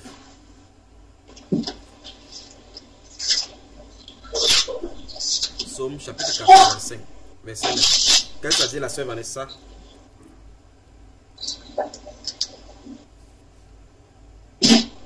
J'écouterai ce que dit Dieu éternel, car il est assez fidèle. Regarde. Oui. Relis encore. J'écouterai ce que dit Dieu l'éternel, car il parle de paix à son peuple et à ses fidèles, pourvu qu'il ne retombe pas dans la folie. Vous avez entendu, n'est-ce pas? Pourvu qu'il ne retombe pas. Donc, lorsqu'on a pris conscience et qu'on écoute de Dieu, qu'est-ce qu'il faut faire? Quand tu viens vers lui et que tu acceptes son pardon, qu'est-ce qu'il faut faire? Il faut écouter ce que dit l'Éternel. Voilà. Donc, une chose, nous voyons dans ces versets une fois de plus comment, quand nous venons au Seigneur, la sœur Elena coupe le micro. Lorsque nous venons vers le Seigneur nous dit quelque chose et la Bible déclare qu'il ne parle pas de la culpabilité, il parle de paix à son peuple. Il parle de paix. À condition qu'il ne retombe pas dans la folie. Chapitre 69, verset 6. Dans les Psaumes. Oui, toujours. 69, verset 6. C'est avec ça que nous allons prier. Et le chapitre 139, on va aller au 139, après on va lire cela. Oh Dieu, tu connais mes folies et mes fautes ne sont point cachées. Donc Dieu connaît toutes les folies de nos cœurs. Et aucune de nos fautes n'est cachée à ses yeux. C'est ce que le psaume 69, verset 6 dit. Oh Dieu, tu connais quoi? Toutes mes folies. Et mes fautes ne sont point cachées devant tes yeux. Allons donc dans le psaume 139, prenons cela. Voilà les deux sujets de prière que nous allons prier par la fin. Psaume 139, versets 23 et 24.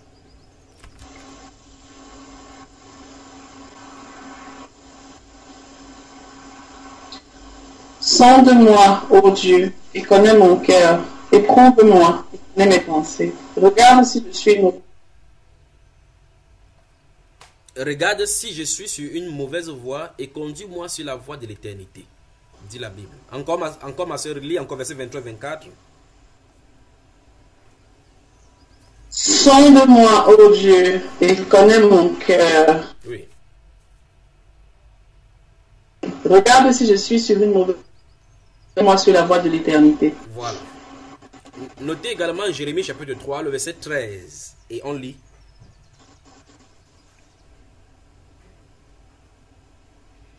Jérémie chapitre 3, verset 13. Jérémie chapitre 3, verset 13.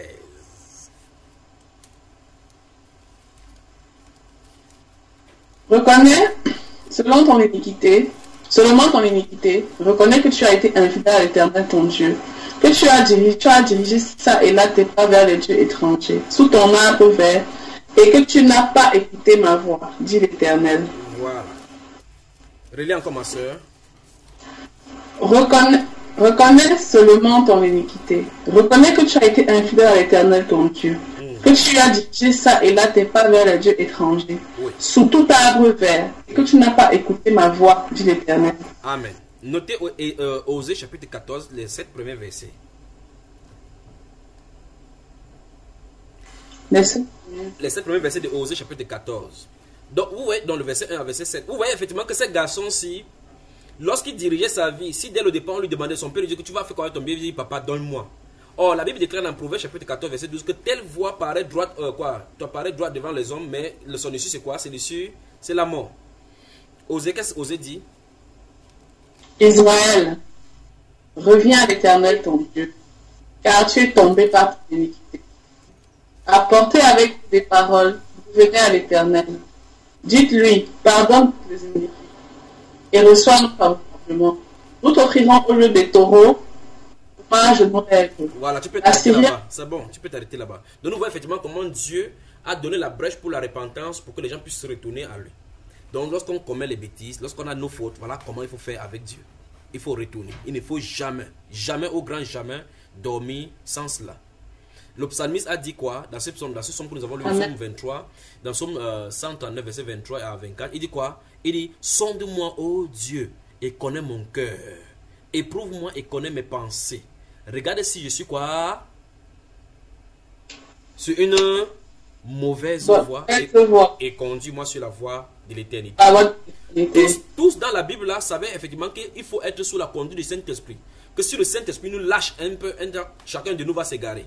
C'est pour cela que la Bible déclare, comme nous avons lu dans Jérémie chapitre 10, verset 23 aujourd'hui, que ce n'est pas à l'homme, oh Dieu, de diriger, je sais pas, lorsqu'il mange. Ce n'est pas à l'homme de diriger, c'est pas. Vous voyez? C'est pas. Donc ça veut dire que nous devons nous soumettre sous la puissante main de Dieu pour qu'il nous conduise et il nous élève quand il veut. Amen. Amen. Voilà. Amen. Est-ce qu'on peut prier alors maintenant? Amen, frère. On va prier. Seigneur, tu connais nos cœurs. Tu connais nos pensées. Tu connais nos devoirs. Tu connais les folies de nos cœurs. Tu connais nos bêtises. Tu connais nos manquements. Mais Seigneur, auprès de toi la miséricorde. Tu connais, oh Dieu, nos pensées et nos vies mieux que nous-mêmes. Tu connais ce qui nous fait chuter. Tu connais ce qui fait chuter tes enfants qui nous écoutent maintenant. Tu connais, oh Dieu de gloire, nous tous plus que nous-mêmes. Car c'est toi qui nous as fait et c'est toi qui as formé nos cœurs au-dedans de nous. Tu connais nos mauvaises pensées, nos mauvais penchants. Je prie au Père de gloire que tu extirpes de nos cœurs tout ce qui n'est pas de toi.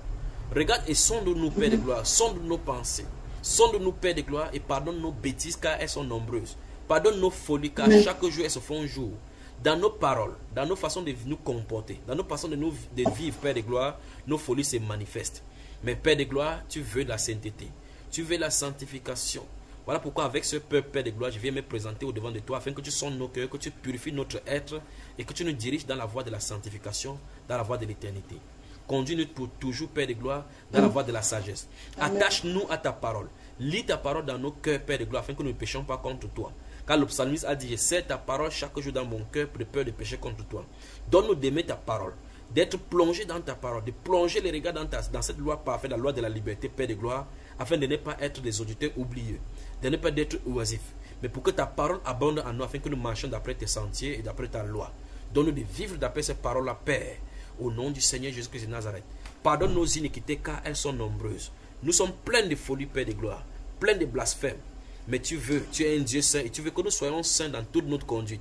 Conduis-nous dans la voie de la vérité, car de nous-mêmes nous ne pouvons rien faire. Je te recommande ce peuple, Père de gloire, je recommande nos âmes entre tes mains. Dirige-nous vers la voie de la vérité et sanctifie nos âmes, nos cœurs, purifie nos pensées, afin que nous marchions toujours vers la voie de la vérité. Au nom du Seigneur Jésus-Christ de Nazareth, et que le peuple de Dieu dise Amen. Amen. Amen. Amen. État uni dans la sainteté. Oui, frère. Que Dieu vous bénisse. Amen. Amen. Rendez-vous sur Bambaïba. Rendez-vous sur Est-ce que tu vois là? Bon, allô? Bonjour. C'est qui là-bas? Bonjour. C'est mon frère. Bonjour, la caméra de notre soeur est posée. J'imagine que c'est son mari qui est venu. Bonjour mon cher frère. Bonjour, mon frère. Bonjour, tu es venu à l'heure de la prière. Donc tu as attendu, on a fini de prêcher à l'église et tu es venu à l'heure de la prière pour pouvoir seulement bénéficier de la prière. Non, bon, c'était... J'aurais dû être là, mais j'étais encore... Je faisais encore quelques trucs là, donc je ne pouvais pas. Mais sinon, l'essentiel est là. J'ai quand même pu assister à la prière. Donc. Oui. Tu as pris l'onction dans la prière là. Donc nous osons croire que vendredi prochain, plaise au Seigneur, tu y seras. Tout à fait. Ah, que le Seigneur vous bénisse vraiment. Que le Il travaille. Oui, vendredi, je travaille, ouais, mais ça dépend de quelle heure je rentre. Ok. De toute façon, un de ces Merci beaucoup. C'est Vanessa. Que le Seigneur te bénisse, que le Seigneur te bénisse. Tout à fait. Alors, merci mon frère, Bonne journée. Hein? Bonne journée. État uni dans la sainteté, la sœur Vanessa, tu es à l'aise? Vanessa, bonjour. Vanessa, il te salue. Bye bye. Pourquoi la caméra de la sœur Hélène est toujours posée? Pourquoi il y a le problème de connexion là-bas? Je ne sais pas, c'est en bas là. Ça ne montre même pas bien. Ah, il faut demander à ça. Moi. Que le Seigneur vous bénisse. Tout vient là. Ah, ça va. Que le Seigneur vous bénisse. Que le Seigneur vous bénisse. Que le Seigneur vous bénisse. Que le Seigneur vous bénisse. Amen. Souvenez-vous que Dieu va toujours entendre les cris de votre cœur. D'accord?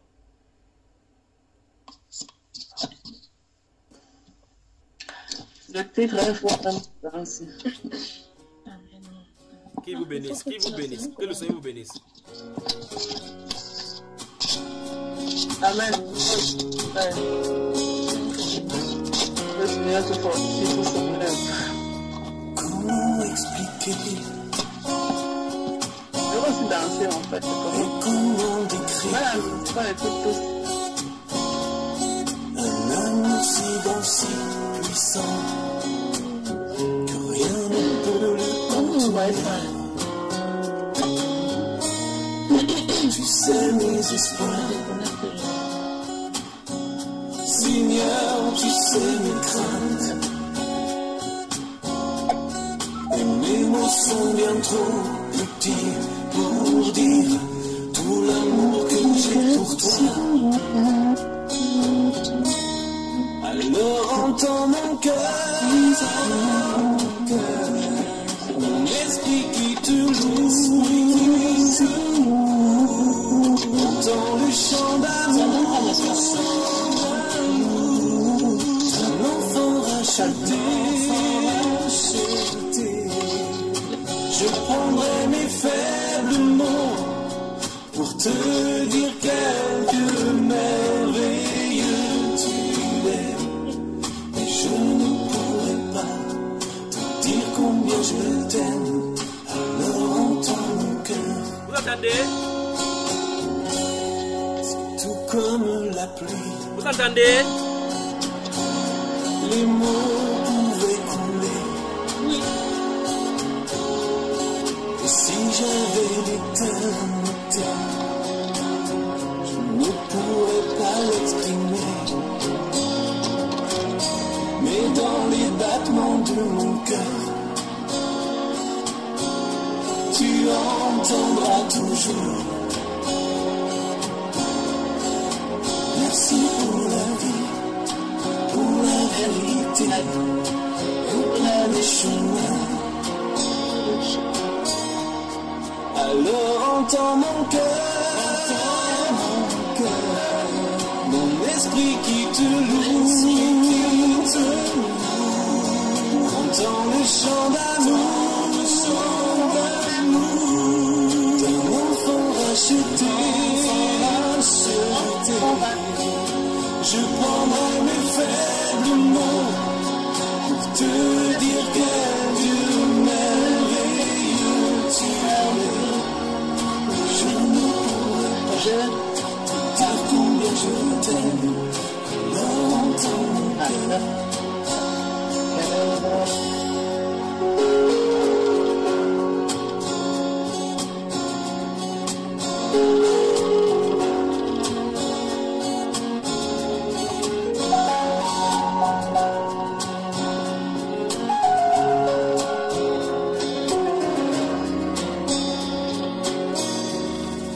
Tu sais nos espoirs, Seigneur, tu sais nos craintes, et nous nous sommes bien trop petits pour dire tout l'amour que nous avons. Alors entends mon cœur, nos esprits qui te louent, dans les chants d'amour, tout est racheté.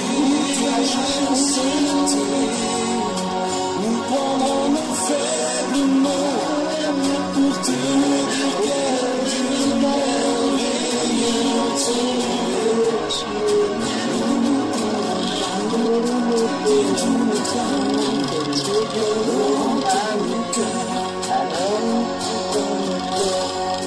Nous ne pourrons pas te dire tout notre amour, alors entends mon cœur. Ouais, Amen. éternel dans la sainteté, que le Seigneur vous bénisse, que le Seigneur vous bénisse, que le Seigneur